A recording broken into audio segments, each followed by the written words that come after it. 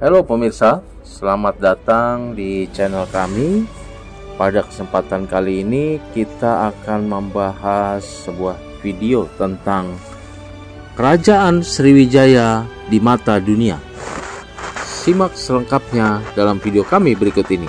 Tetapi sebelum dimulai, dimohon untuk ketik like, subscribe, serta pencet tombol notifikasi dan tinggalkan komen demi kemajuan channel ini. Terima kasih. Kerajaan Sriwijaya dikenal di dunia sebagai kerajaan maritim yang kuat dan makmur. Sriwijaya menguasai jalur perdagangan di Selat Malaka dan menjadi pusat perdagangan internasional di Nusantara. Sriwijaya juga merupakan pusat agama Buddha di Nusantara. Sriwijaya disebut-sebut dalam berbagai sumber sejarah asing seperti catatan perjalanan dan kronik Tiongkok, India, dan Arab. Sumber-sumber sejarah tersebut menggambarkan Sriwijaya sebagai kerajaan yang besar dan kuat dengan armada kapal yang besar dan pelabuhan yang ramai. Berikut adalah beberapa pendapat tokoh asing tentang kerajaan Sriwijaya.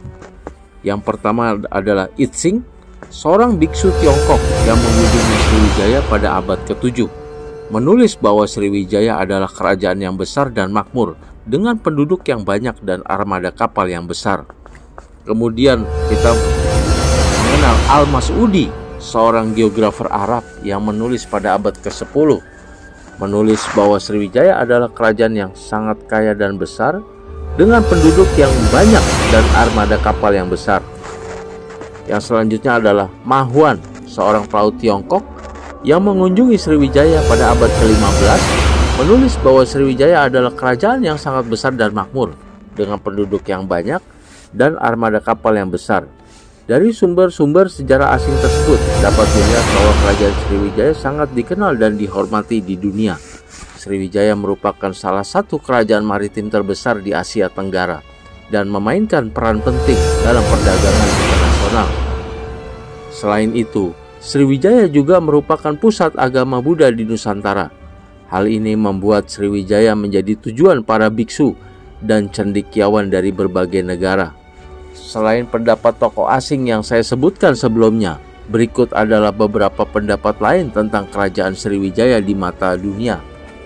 George Codes, seorang sejarawan Prancis, menulis bahwa Sriwijaya merupakan kerajaan maritim terbesar di Asia Tenggara pada masa kejayaannya. Sriwijaya menguasai jalur perdagangan di Selat Malaka dan menjadi pusat perdagangan internasional di Nusantara. Owe Walter, seorang sejarawan Inggris, menulis bahwa Sriwijaya merupakan kerajaan yang sangat kosmopolitan. Sriwijaya dihuni oleh orang-orang dari berbagai ras dan agama, termasuk Melayu, Tionghoa, India, dan Arab. Peter Bellwood, seorang arkeolog Australia, menulis bahwa Sriwijaya merupakan kerajaan yang sangat maju. Sriwijaya memiliki sistem pemerintahan yang teratur, sistem ekonomi yang kuat, dan sistem sosial yang kompleks. Dari pendapat para sejarawan tersebut dapat dilihat bahwa kerajaan Sriwijaya merupakan kerajaan yang sangat penting di Asia Tenggara. Sriwijaya memainkan peran penting dalam perdagangan internasional dan penyebaran agama Buddha di Nusantara. Selain itu, Sriwijaya juga merupakan kerajaan yang sangat maju. Sriwijaya memiliki sistem pemerintahan yang teratur, sistem ekonomi yang kuat, dan sistem sosial yang kompleks. Lalu, di mana sebenarnya lokasi kerajaan Sriwijaya? Berdasarkan sumber-sumber sejarah, kerajaan Sriwijaya terletak di tepian Sungai Musi di daerah Palembang, Sumatera Selatan. Hal ini diperkuat oleh prasasti Kedukan Bukit yang bertarik 605 Saka atau 683 Masehi yang menyebutkan bahwa Dapunta Hyang Srijaya Nasa, pendiri kerajaan Sriwijaya, berangkat dari Minangkabau untuk menaklukkan daerah-daerah di sekitarnya. Minangkabau diperkirakan terletak di sekitar Palembang. Namun ada juga beberapa pendapat yang menyebutkan bahwa lokasi kerajaan Sriwijaya tidak hanya di Palembang, tetapi juga di tempat lain seperti Muaro Jambi, Sungai Batanghari dan Jambi, Muaro Gapus, pertemuan Sungai Kampar Kanan dan Kampar Kiri Riau. Pendapat ini berdasarkan pada penemuan beberapa prasasti dan peninggalan bersejarah di daerah tersebut. Berikut adalah beberapa bukti yang mendukung lokasi kerajaan Sriwijaya di Palembang. Yaitu pertama adalah Prasasti Kedukan Bukit menyebutkan bahwa Dapunta Hyang Srijaya Nasa berangkat dari Minangkabau untuk menaklukkan daerah-daerah di sekitarnya. Minangkabau diperkirakan terletak di sekitar Palembang. Prasasti Talang Tuo menyebutkan bahwa Dapunta Hyang Srijaya Nasa memerintahkan pembangunan kolam suci di Talang Tuo yang terletak di sekitar Palembang. Prasasti Kota Kapur menyebutkan bahwa kerajaan Sriwijaya menguasai daerah-daerah di Sumatera, Jawa, dan Semenanjung Malaya. Palembang merupakan lokasi yang strategis untuk mengendalikan jalur perdagangan di Selat Malaka. Berikut adalah beberapa bukti yang mendukung lokasi kerajaan Sriwijaya di Muaro Jambi dan Muaro Takus. Di Muaro Jambi ditemukan beberapa prasasti yang menyebut tentang kerajaan Sriwijaya, seperti Prasasti Telaga Batu dan Prasasti Karangbrahi. Di Muaro Takus ditemukan beberapa peninggalan bersejarah yang cukup diduga berasal dari kerajaan Sriwijaya, seperti Candi Muara Takus dan Candi Bungsu. Pada akhirnya lokasi kerajaan Sriwijaya masih menjadi perdebatan yang belum menemui titik temu.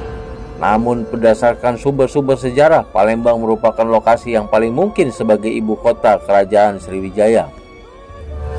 Lalu siapa raja pertama kerajaan Sriwijaya? Raja pertama kerajaan Sriwijaya adalah Dapunta Hyang Srijaya Nasa. Ia disebutkan dalam Prasasti Kedukan Bukit yang bertarik 605 Saka atau 683 Masehi. Prasasti tersebut menceritakan tentang penaklukan Dapunta Hyang Srijaya Nasa atas daerah-daerah di sekitar Sungai Musi yang kemudian menjadi ibu kota kerajaan Sriwijaya. Selain itu, Dapunta Hyang Srijaya Nasa yang juga disebutkan dalam Prasasti Talang Tuo yang bertarik 606 Saka atau 684 Masehi. Prasasti tersebut menyebutkan bahwa Dapunta Hyang Srijaya Nasa memerintahkan pembangunan kolam suci di Talang Tuo. Dapunta Hyang Srijaya Nasa merupakan seorang raja yang visioner dan cakap. Ia berhasil menyatukan daerah-daerah di sekitar Sungai Musi dan mendirikan kerajaan Sriwijaya. Di bawah kepemimpinannya, Sriwijaya berkembang menjadi kerajaan maritim yang kuat dan makmur. Sriwijaya menguasai jalur perdagangan di Selat Malaka dan menjadi pusat perdagangan internasional di Nusantara. Sriwijaya juga merupakan pusat agama Buddha di Nusantara. Dapunta Hyang Srijaya Nasa merupakan salah satu raja terbesar dalam sejarah Indonesia. Ia berhasil meletakkan dasar bagi kerajaan Sriwijaya yang kemudian menjadi salah satu kerajaan maritim terbesar di Asia Tenggara. Demikianlah pemirsa, bahasan kita kali ini tentang kerajaan Sriwijaya di mata dunia. Terima kasih atas perhatiannya. Sebelum diakhiri dimohon untuk klik like, subscribe, serta pencet tombol notifikasi dan tinggalkan komen demi kemajuan pemirsa. Terima kasih atas perhatiannya. See you on my next video. Terima kasih.